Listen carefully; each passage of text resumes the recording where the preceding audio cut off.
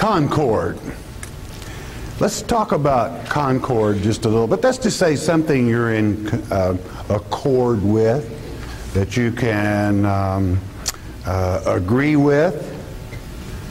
And, you know, the language is a necessity in really getting the real feelings from our Father's Word. This is why Paul would say, I speak in tongues more than you all. And of course he meant languages, because he could speak Latin, he could speak Greek, he could speak Hebrew, probably best of all, because that was his scholarship came under that language from the scrolls, Aramaic, probably all 5 dialects of the Chaldee or Syriac.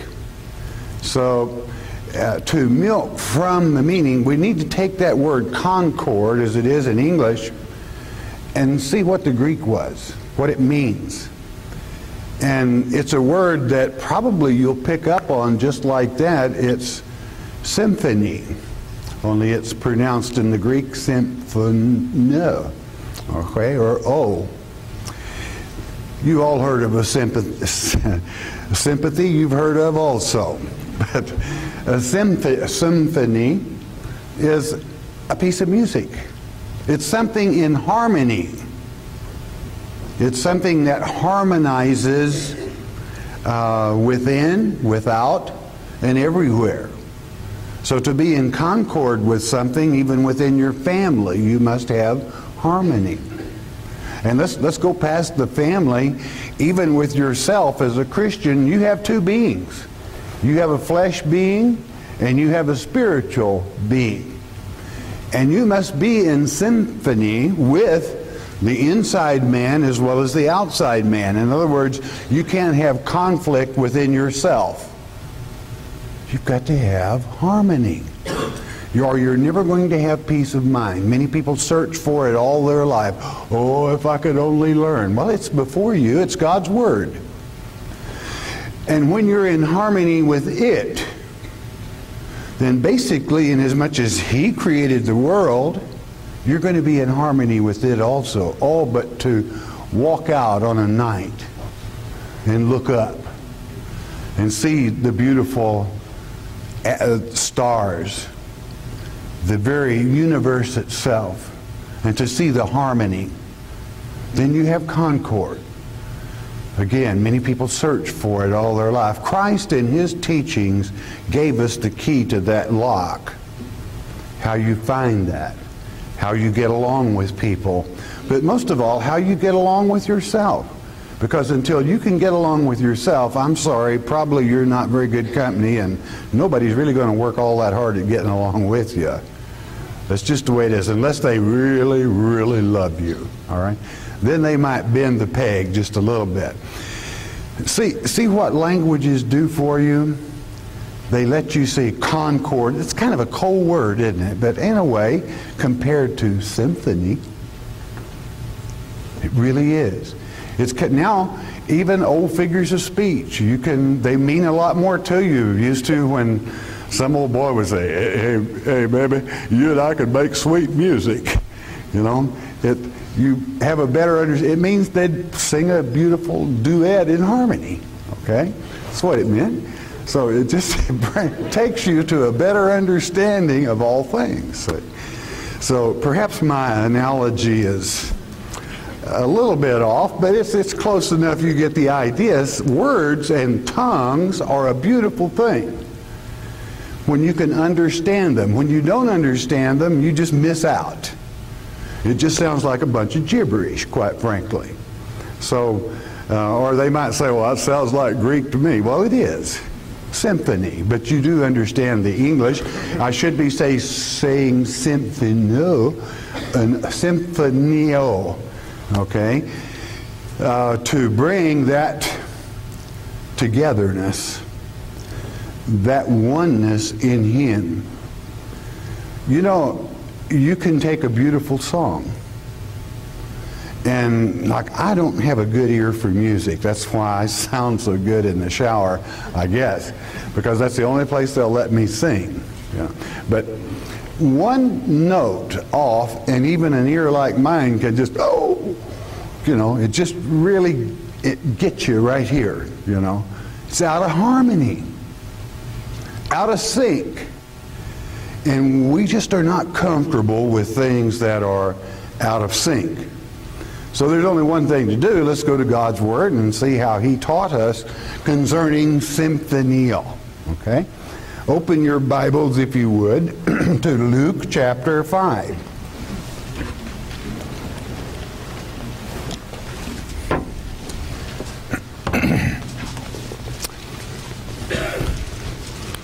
Christ is beginning to build His followers, and He teaches them a little lesson here as we pick it up in this 5th chapter. Let's pick it up with the 30th verse, and it'll kind of just explain itself and fall in place. It has to do with getting along, okay? And it states, "But their scribes and Pharisees murmured against His disciples," that's to say those that were following Christ, "saying, Why do ye eat and drink with publicans and sinners?" They were going in over here to a bunch of unsaved people, I mean, they were government workers and so forth, and they were eating and sharing a meal with them. It didn't mean they were all getting drunk. Don't misunderstand that. They were having fellowship. Do you realize that today there are certain organizations that if you were seen out with an unbeliever, they would look down at you? That's what it's talking about. Why do you eat and drink with these unbelievers of God? It's awful. Here we be holy men. Verse 31. "And Jesus answering said unto them, They that are whole need not a physician, but they that are sick." 32. I came not to call the righteous, but sinners to repentance. Unfortunately, many of the righteous were so self-righteous that they couldn't have been saved anyway. Okay. There's really one of the greatest sins in the world is to be self-righteous, because you're fit for nothing. You're too good for anyone else because, that's what you say. And you would never talk to a sinner. Oh, mercy, get away from me. But God sent His election here for the purpose of salvation. So how are you going to save somebody if you never get over where they're at and talk their language a little bit? By that I mean talk in a way that they can understand what you're saying, of the better life, of the harmony with our Father. That's what Jesus is saying here. He said, I wasn't sent here to the so-called church that's righteous, and naturally, again, many of the scribes and Pharisees were self-righteous. And they said great prayers, and it was simply to be heard of men. One-upmanship. What's new under the sun? You'll see it on television or elsewhere. I talked to God today. Oh, you did? Yes, I heard from Him. He told me where to park my car out here. Well, and you know, and I know, if you haven't got enough sense to know where to park your car, God's sure not going to talk to you, okay? God speaks to man, but it's usually very important things. It's not what suit to wear or what socks to change. He only deals with people that are biblically literate, necessarily outside of salvation. But what I'm saying is, don't let anyone play self-righteous hypocrite on you. I would a lot rather spend my time with people that need salvation than I would a bunch of self-righteous hypocrites. I would. They're not good company. And that's kind of what Jesus is saying, only in a real sweet way. Okay, 33. And they said unto him, Why do the disciples of John fast often and make prayers, and likewise the disciples of the Pharisees, but thine eat and drink? Listen to his explanation, 34. And he said unto them, Can ye make the children of the bridegroom fast while the bridegroom is with them? He hadn't been crucified yet. He was still with them. They were being taught They were showing how to minister, and they were being taught from the very Word of God Himself. That is to say, Jesus Christ. He is the Word of God. Verse 35, but the days will come when the bridegroom shall be taken away from them, crucified that is, and then shall they fast in those days. But the famine, unfortunately, in these end times from fasting is not for bread, but for hearing God's Word taught chapter by chapter and verse by verse. People are starving to death for truth. 36, and he spake also a parable unto them. This sums it up. Listen carefully. This is why we came here. No man putteth a piece of new garment upon an old. If otherwise, then both the new maketh a rent, and the piece that was taken out of the new agreeth not with the old. You take a pair of old blue jeans. I mean, they've been this... Anymore, we've got this pre-shrunk business. You know, it's not quite as bad, but it's still some. You sew in new that hadn't been washed or bleached or roughed up, and it's going to pucker, right? You bet it's going to just pucker up, and there you're going to have a bright blue patch right on your knee, and it's puckered to boot. It don't look so good. Do you know what Christ was talking about? He's talking about if you take the real truth and dump it on some of these self-righteous churches that already have it, don't read God's Word to me, Bishop so-and-so or poor brother so-and-so, and I'm meaning no denomination by that, would never mention one of them. They're all good, they're trying. But he's saying a lot of times, if you dump some truth in there, it puckers them up. It will twist them all out of shape. They may run you out the door. And it will look bad because you've got new truth, a new blessing from God's Word that you put on. Well, don't bother me with that Revelation stuff, brother, because I'm going to fly away. I'm a butterfly. Well, unfortunately, that's not part of God's Word. It's just not written. As you well know, in Ezekiel chapter 13, verse 23, God says, I'm against those that teach my people to fly to save their soul. He doesn't want a bunch of escape artist wimps. He wants some men and women and children of God that will take the truth and stay in the field working, not drawn away by some false teaching. That's what he meant. And then he said something else. He said,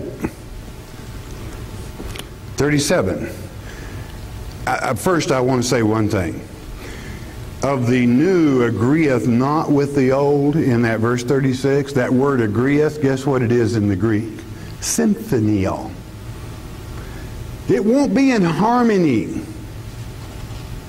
And if you plant the truth, the real truth, that is to say, God's Word clearly, plainly taught, letting it translate itself into the minds of the people, it won't agree with many of the church doctrines. Won't do it. Just won't fly. And unfortunately, some people have been in traditions of men so long, they're really not sure what the Word says. Always don't listen to this man or any other man without documenting them in God's Word. He says that new piece of garment and that old are just not in sympathy. They're not in harmony. It won't work. Verse 37, and no man putteth new wine into old bottles, else the new wine will burst the bottles and be spilled, and the bottles shall perish. In other words, you take some church, first of all, look, you know these wine bottles were skins, all right? They were goat or lamb skins. And I don't know how familiar you are with leather. Paul was a leather tanner, so he was really familiar with it. But you tan leather and let it dry out and cure and get old, and there's no stretch to it. Well, now you know yourself, if you put new wine, it's going to stretch something. If you put it in glass bottles, In the night, sometimes them old caps will pop. That's what they tell me now. So it's the same way with, if you put real truth in someone's system and they're so hard and calloused and set in their ways, it's going to pop them right out of their cork, and they're going to lose the whole thing. They're going to go the way of men and perish. Verse 39. I'm sorry, 38. But new wine must be put into new bottles, and both are preserved. You got to kind of get yourself back to a renewing before you really get into Christ's real word. That way there's a little give to you.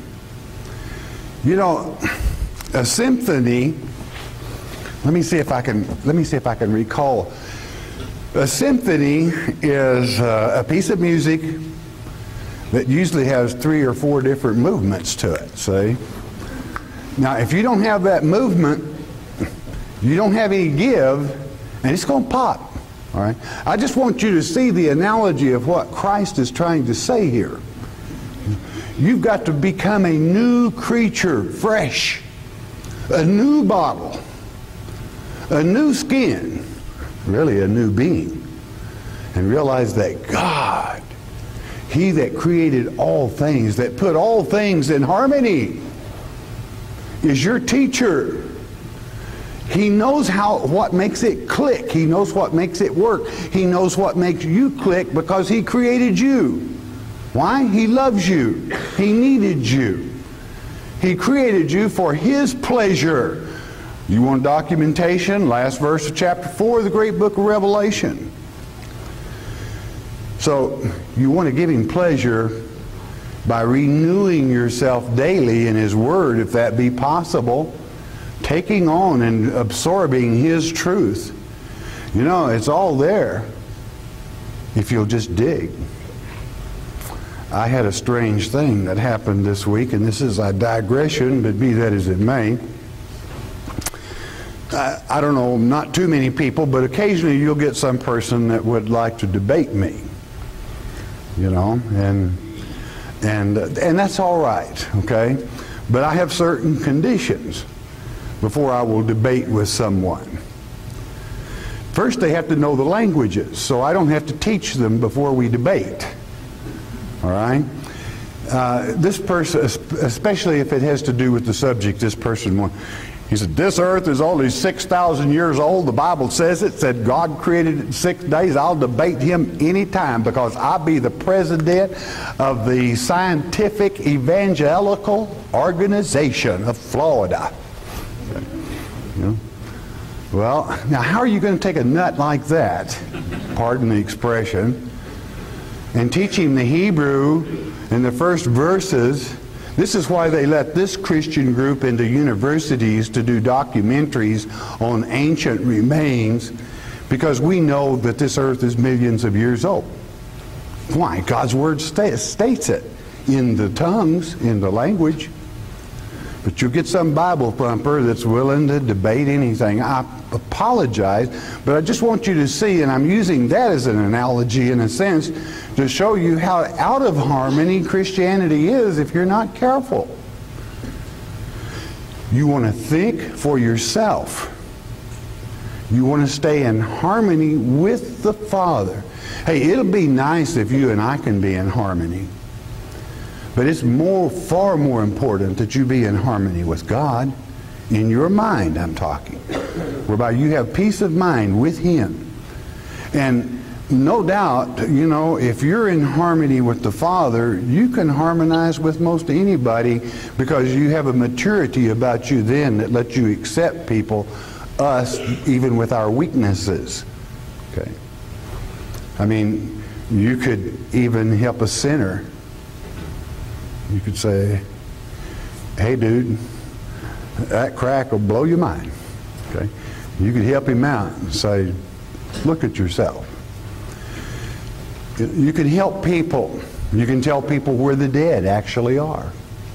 Those things are very important in life, in being able to help people that just don't know where their loved ones are. and that God loves them. That puts you in harmony with God's plan. And the main thing, that brings His blessings. So when you think about that, be a new garment daily. Because your garment should be the gospel armor. And that garment will withstand anything. You want to make a note of Ephesians chapter 6 and absorb what the gospel armor is. First of all, the belts I have trouble with. You know, I get one that just fits and then it just shrinks up. It's leather. How leather will do. It plays tricks on you and stuff like that. But the real girt or belt is the Word of God, and boy, it'll fit anyone. You know, it fits all sizes. It's the gospel armor. It's fantastic, and you get a renewing daily, and it's every piece of it. Every piece of that clothing is in harmony or symphony with God Himself. Just makes sweet music, all right? Well, I like that Greek word, Concord. In fact, symphony. Oh, okay. Okay, so with that, let's go to the book of Acts. Let's take Acts chapter 15.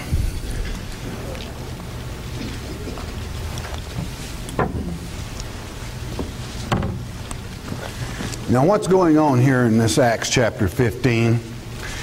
We've got the disciples,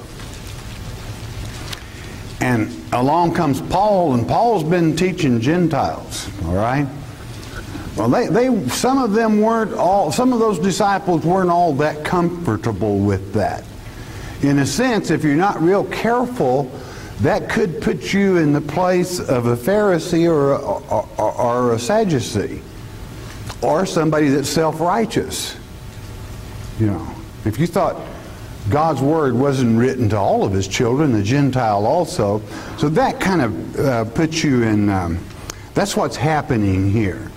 And Paul is being, well, he's getting the whole load of boats here from downtown, you know, the big boys. Not the reverends, but the disciples, apostles at this time, because they were sent forth. So with that having been said, so you know where we're jumping in here at, let's pick it up with Acts 15, verse 12. Acts 15, verse 12, and it reads, "Then all the multitude kept silent and gave audience to Barnabas and Paul, declaring what miracles and wonders God had wrought among the Gentiles by them." The healings, the truth, churches being established. I mean, those new bottles and those new breeches were really producing fruit, okay? 13, I mean, most of the letters in the New Testament were written to those churches. 13, and after they had held their peace, after they stopped talking and listened for a moment, James, and this would be James the Less, answered, saying, "Men and brethren, hearken unto me." Listen to me a minute. "Simeon hath declared how God at the first did visit the Gentiles, to take out of them a people for His name." 15, "And to this agree the words of the prophets." Now, I don't have to tell you by now what that word agree is in the Greek, do I? You got it. It's symphonial. It's to harmonize. It's to be of one accord. I don't have to tell you how the Word of God itself harmonizes and is of one song and one accord to the words of the prophets, the Old Testament. As it is written, and we're going to quote from Amos chapter 9, "After this I will return and will build again the tabernacle of David, which is fallen down. And I will build again the ruins thereof, and I will set it up, and He shall." Christ, of course, is the King. That is the offspring of David.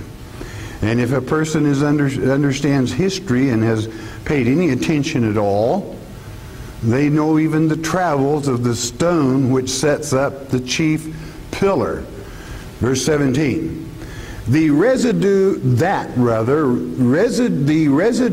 of men, you might even say, think of this as the faithful remnant, okay, might seek after the Lord, and all the Gentiles upon whom my name is called.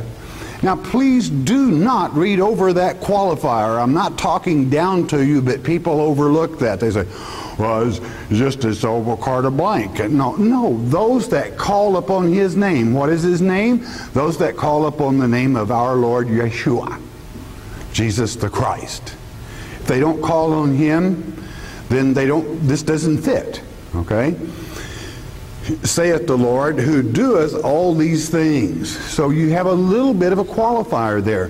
Why do I say that? Well, you have so many people that will push off and say, well, the Bible is full of promises, but I never get any of them. Why?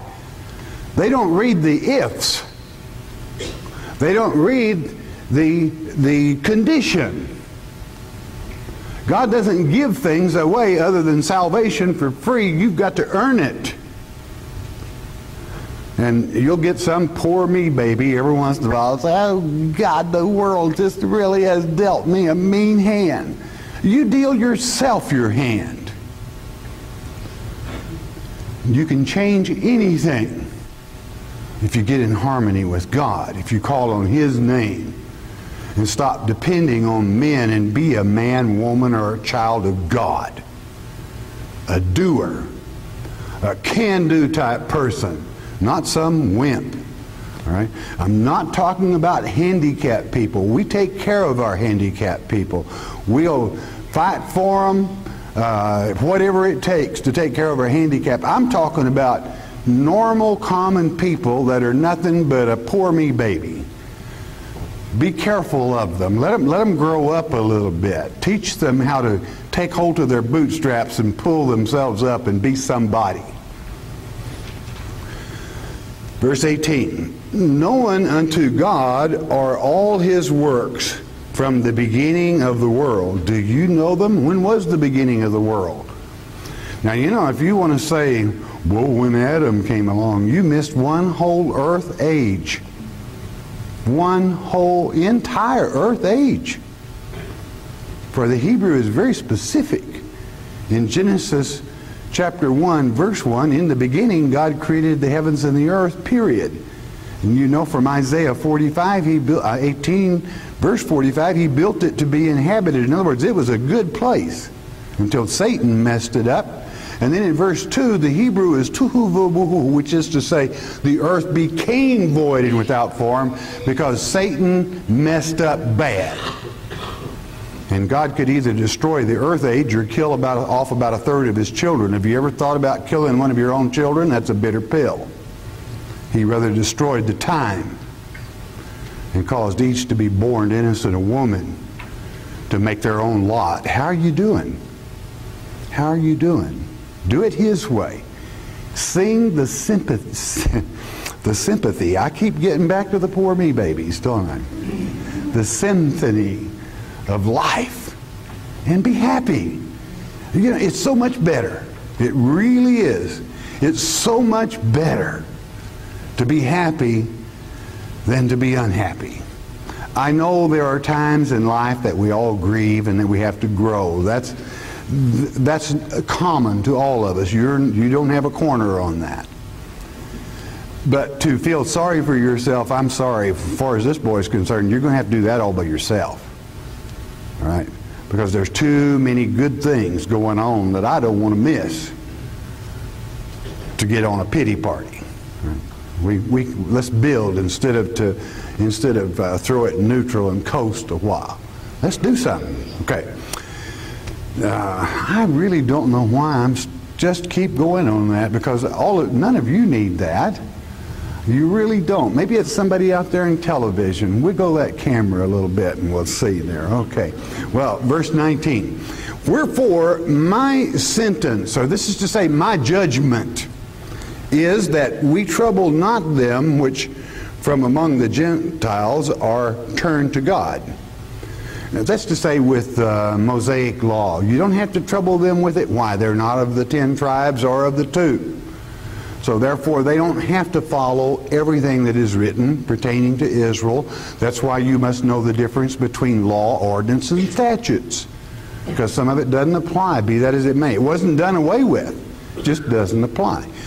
20, but what that we write unto them, that they abstain from pollutions of idols, and from fornication, and from things strangled, and from blood. What does that mean, things strangled? Well, that's cleanliness. They didn't have refrigerators when this worked, and if you didn't wring a chicken's neck, it wouldn't keep 5 minutes. It was polluted. Had to be bled. And your animals had to be. It means don't eat choked chickens, all right? It's just common sense, all right? So, 21, for Moses of old time hath in every city them that preach him, being read in the synagogues every Sabbath day. That just keeps going on. 22 to complete. Then pleased it the apostles and elders with the whole church to send chosen men of their own company to Antioch with Paul and Barnabas, namely Judas surnamed Barsabbas, and Silas, chief men among the brethren. Old Woody, they sent him out. But there you have it. In other words, God's word is in agreement and in harmony with Israelites, with Judah, with the rest of the tribes, Manasseh, Ephraim. The whole word and all Gentiles is in harmony. There's nothing wrong in it for you. It fits everyone. By that I mean everyone receives a blessing from it. And when you're in harmony with God, don't let anyone take your prize from you. You hang on to it. You claim it. It is yours. God created it for you. So, hey, all I can do is teach. If you want to let somebody rip you off, have to it, but they're not ripping me off. You know, if I've got a promise, I'm taking it. I'm claiming it. It's mine. It's from my Father. You should feel the same way. And I don't mean to be belligerent in that, but why do without when He has it there for you for just having a little bit of wisdom and knowledge? True wisdom, true knowledge. You all know Proverbs chapter 1 verse 7 tells you the secret to knowledge and wisdom. And if I may correct one Hebrew word from fear to revere, which it truly is, in beginning to revere God is the beginning of wisdom and knowledge. Why? Hey, He sent along this set of instructions that when you put your life together in this world, it'll go pretty good. Or you can be one of those that jerks it out of the box and say, well, I could put that together. Yes. There's only 450 pieces, and you know my mind. He puts it all together, and here's a big chunk left in the box. Wonder where that went. You know? So he's got to start all over. Well, sometimes in your life, if you don't put it together with the symphony of God, the harmony, in which He sent this set of instructions, I'm sorry, He's not going to bless you. You can call Him names, you can have a falling out with Him, or anything you want to do. All He's trying to do is, like you would a child of yours, is chastise you. He says, He won't say it, but how much faster it would be sometime if somebody did. It's like, hey dummy, stop feeling sorry for yourself and read the book. Read the instructions and you won't be doing those silly little childish things. Some people have to learn everything for themselves, don't they? All of us are a little guilty of that, okay? Just a little bit, all right? Due to contractual television time commitments, we are unable to bring you Pastor Murray's November Sunday messages in entirety. If you wish to order an audio tape or VHS tape with these complete messages, you may order our audio tape item numbers 987 Concord or 988 Rewards of Righteousness. The suggested donation for audio tapes is $4 each. You may order both messages, Concord and Rewards of Righteousness, on VHS tape, which is our item 60.39. The suggested donation for videotapes, $25 each. And now back to Pastor Arnold Murray. Luke 15. We're going to come down to the 20th verse. And I'm just going to tell you, you all know this is the prodigal son. I'm going to use this word in a little different way. But you want some real maturity, and probably I'll be teaching this on 3 levels. You receive it whichever level you're at, okay? The prodigal son took his movable goods. He didn't take his inheritance of the farm. Okay. The Greek is very specific. He took, let's say, his liquidity. Does that click? That means his cash money, all right, that he had on hand. He took it and he went down, and he had more friends than you could shake a stick at. Joe's in town, and Joe is buying everybody drinks tonight, and we got women, and we got it all going for us here. Just come on down, Joe's paying. Well, Joe ran out of money, and Joe ran out of friends. Don't know why it works that way, it just does, okay? And poor old Joe ended up in a hog pen, slopping hogs and eating part of their food. And he finally, hello, Joe. My daddy's servants eat better than this. Now, I done played the fool. Because I know if I go back to my daddy and just ask if I can work, he'll feed me better than eating this hog slop. Okay. So off he goes. He heads back for home, all right?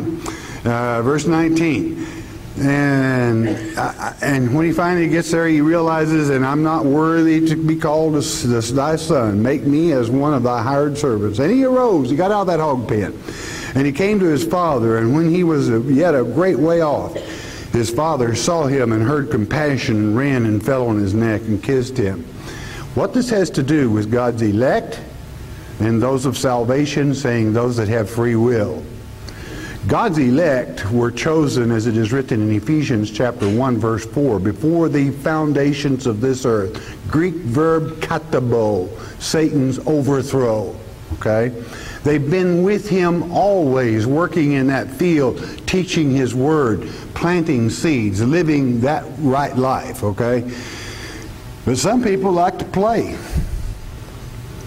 Okay, so what I want you to know is, don't you ever use an excuse, well, my serving God has, I'm just jealous of these people that come in here at the last minute, and I've got to share with them. Don't you ever have that attitude. That's wrong. It's a sin. Because that's what it's all about, is helping people. Okay, now that's what I want you to see from this. His dad saw him yet a long way off, which meant what? He was looking for him. The dad is our Father God. And he's looking for those children to come home. But the father, let's see here. So, 22. But the father said to his servants, bring forth the best robe and put it on him, and put a ring on his hand and shoes on his feet. I mean, that's like putting on the gospel armor and getting rigged up, okay? 23. A ring meant authority also. You know that without me saying it. And bring hither the fatted calf and kill it, and let us eat and be merry. 24. And this my son was dead. He was spiritually deader than a hammer. The Greek is mortal, liable to die. And is alive again. He was lost and is found, and they began to be merry. That's something to celebrate. You know, it's written in one place that even the angels rejoice when someone really says, Father, I love you. It doesn't mean coming up before some church and falling down on your knees and whatever. It means telling him that, not everybody else. Letting him know that you want to live for him. 25. Now his elder son was in the field, and this is one that's chosen and went to work early in the morning and stayed there. And as he came and drew near nigh to the house, he heard music and dancing. What do you think that word music is? Music is, he heard sympathy. No, I'm teasing now. Had a lot of harmony going on. singing, dancing. But the word is there. There was harmony there. Never let harmony upset you. Okay? Think about this now. It's important. Don't be jealous and let harmony upset you. Verse 26, and he called one of the servants and asked what these things meant. I mean, he was one of the head honchos out in the field. I mean, he was the boss, the straw boss, under the man. And he said unto him, thy brother is come, and thy father hath killed the fatted calf, because he hath received him safe and sound. Everything is goody-goody. And he was angry. Jealous would probably be a better word, but a little anger mixed in with it, because jealousy is probably one of the quickest hammers on the pistol of jealousy there is, okay? And would not go in. Therefore, I've just got my feelings hurt. That's the only way to say it. It's just hurt feelings, period. Therefore come his father out and entreated him. The old man's going to try to make it right.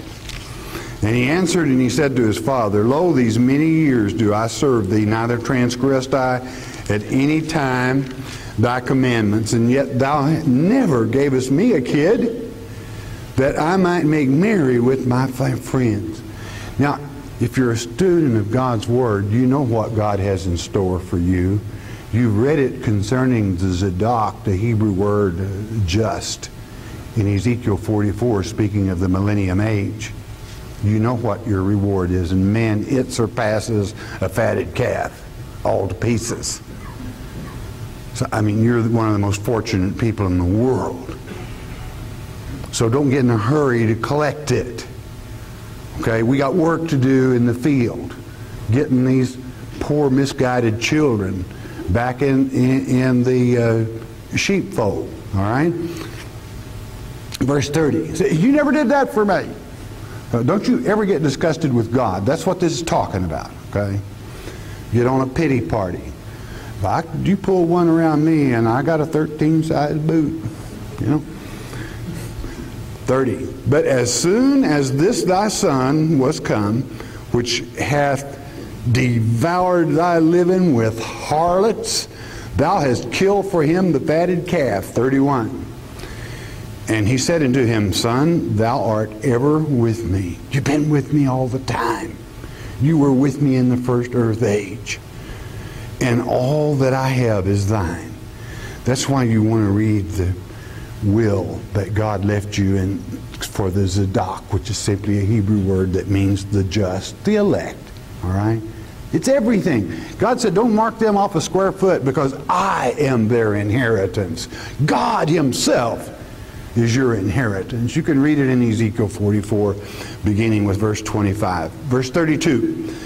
It was meet that we should make merry and be glad, for this thy brother was dead, spiritually deader than a hammer, and is alive again, was lost and is found. That's the name of the game, my friend. So I wanted to cover that faction of music, symphony, harmony, to let you know that even God's very best can work up a little fit of jealousy if you're not careful. You got to watch it. Don't be jealous when God blesses our brothers and sisters.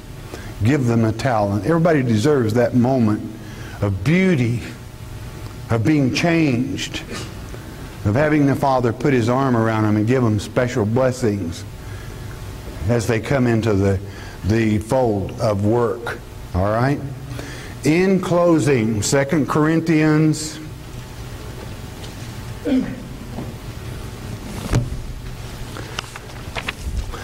I'm not really doing as bad as I thought I was. When I hit passing gear back there, when I noticed that, we're catching up fast here, okay? So, 2 Corinthians, these poor old pages are sure getting thick.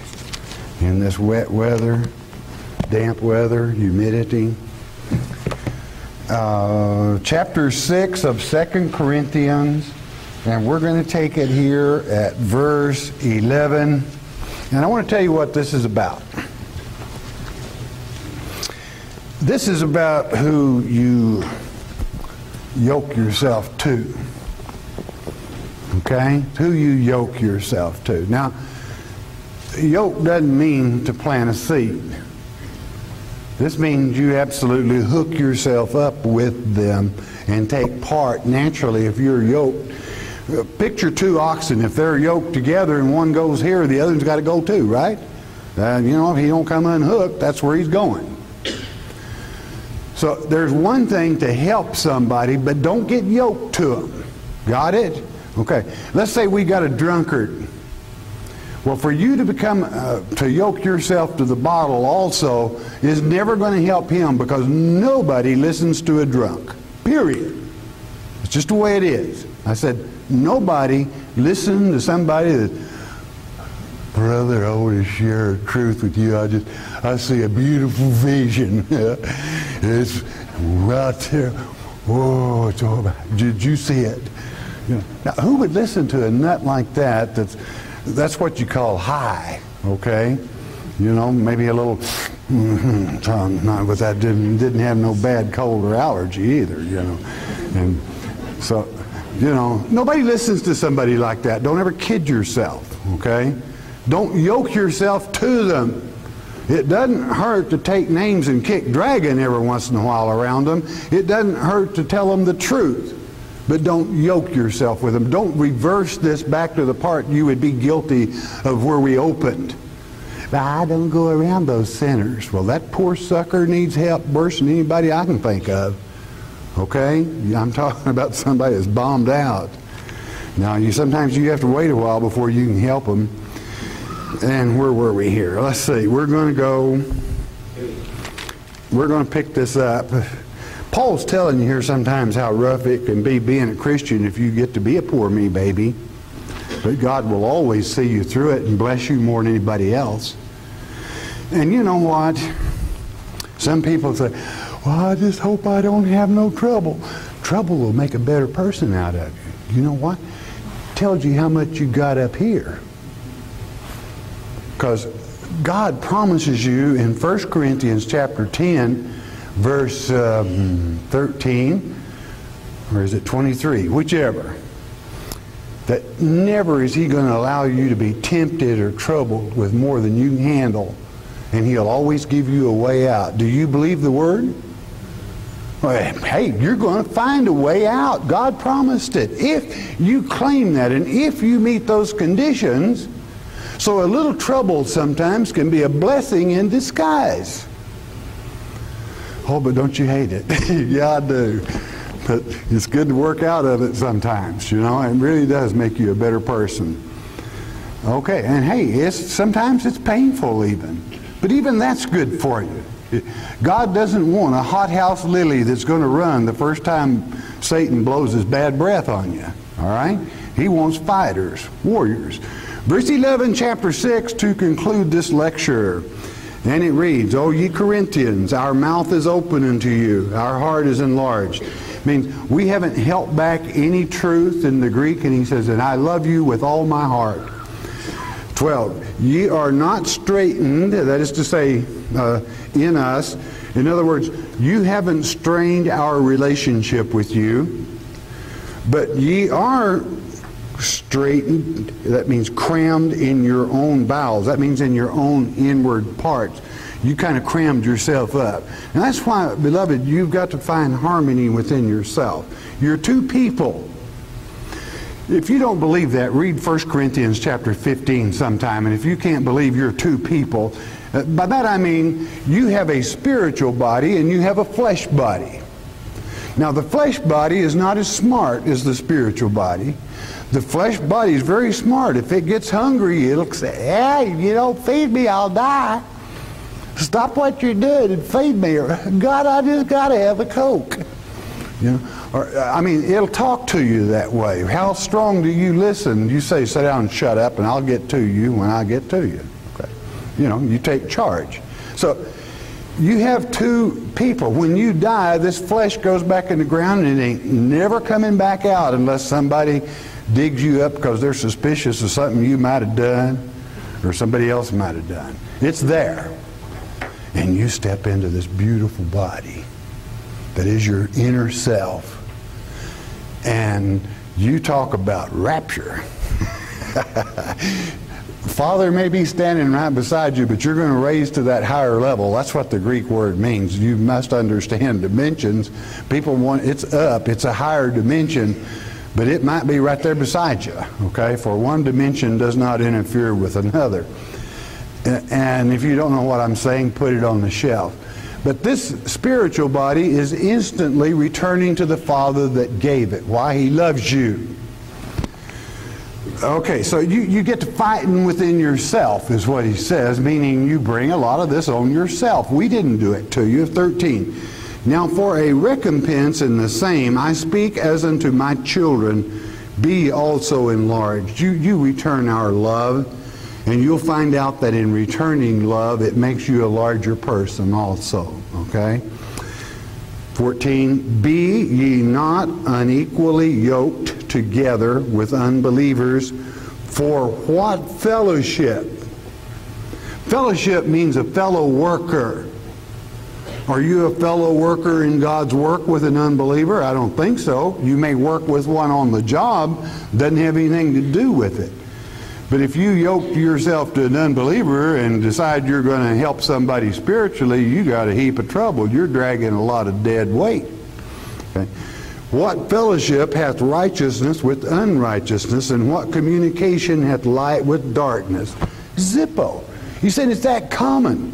Why in the world would you hook yourself up with a non-believer to go do God's work? Now you talk about cramming yourself up. That would be cramming yourself. Well, this dear brother says he's a Christian.